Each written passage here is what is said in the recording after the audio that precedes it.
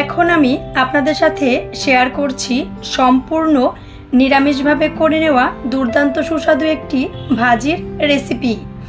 যে কোনো নিরামিষের দিন ভিন্ন রকম আইটেমের সবজি দিয়ে এই ভাজিটা করে নেওয়ার জন্যে কোনো প্রকার স্কিপ না করে সম্পূর্ণ ভিডিওটি আমার সাথে থেকেই দেখে নিন।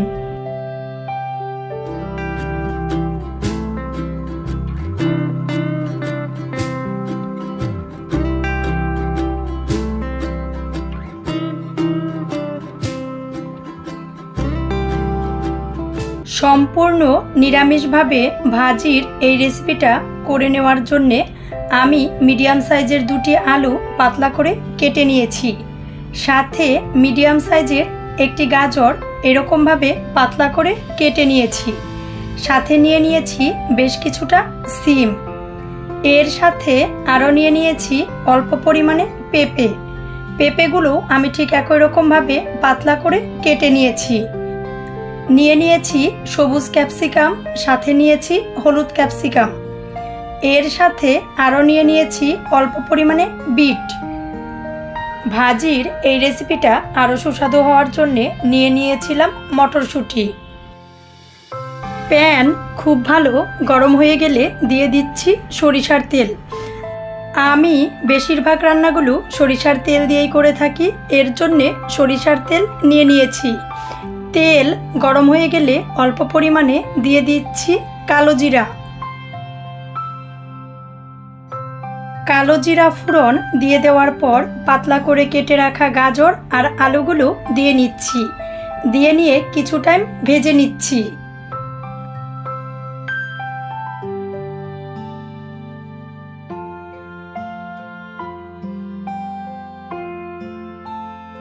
এর সাথে দিয়ে নিয়েছি সিম।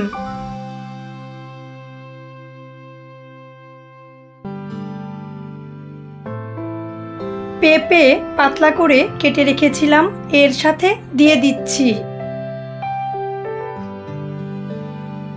টেস্ট অনুযায়ী দিয়ে নিয়েছি লবণ।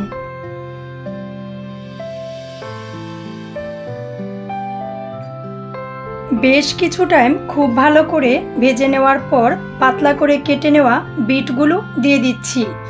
এই বিটগুলো কিন্তু আমি হালকা সিদ্ধ করে সংরক্ষণ করে রেখে দিয়েছিলাম, ওই থেকে বিট দিয়ে নিয়েছি।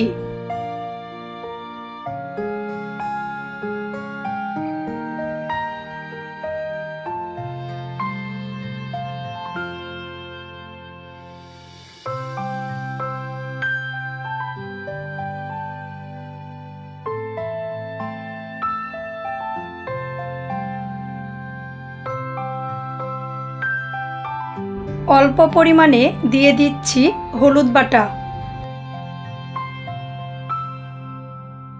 মিডিয়াম লো আঁচে রেখে বেশ অনেকটা সময় খুব ভালো করে ভেজে নেওয়ার পর ক্যাপসিকাম আর মটরশুঁটিগুলো দিয়ে দিচ্ছি।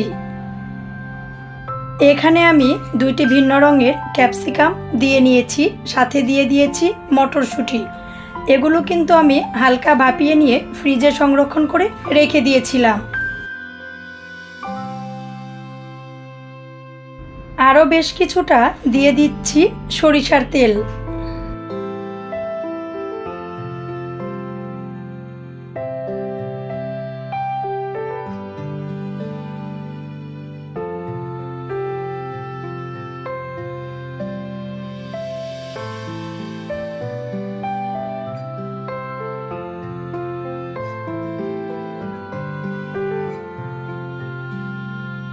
দিয়ে দিয়েছি কাঁচামরিচ। আমি সবুজ আর লাল মিলে বেশ অনেকগুলো কাঁচামরিচ দিয়ে নিয়েছি। ভাজিটা প্রায় হয়ে এসেছে, এমন টাইমে কাঁচামরিচটা দিয়ে দিলে কাঁচামরিচের কালারটাও ভালো থাকে, খেতেও কিন্তু খুব বেশি টেস্টি হয়।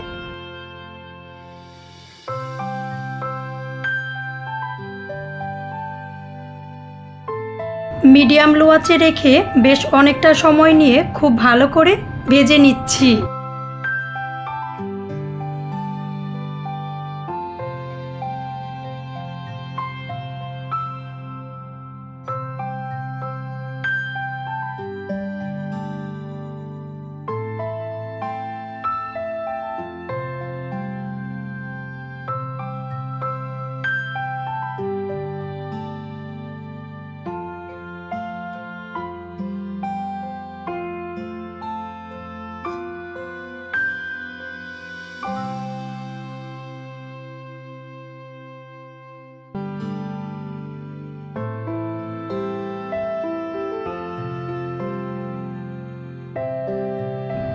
দিয়ে দিচ্ছি ধনেপাতা।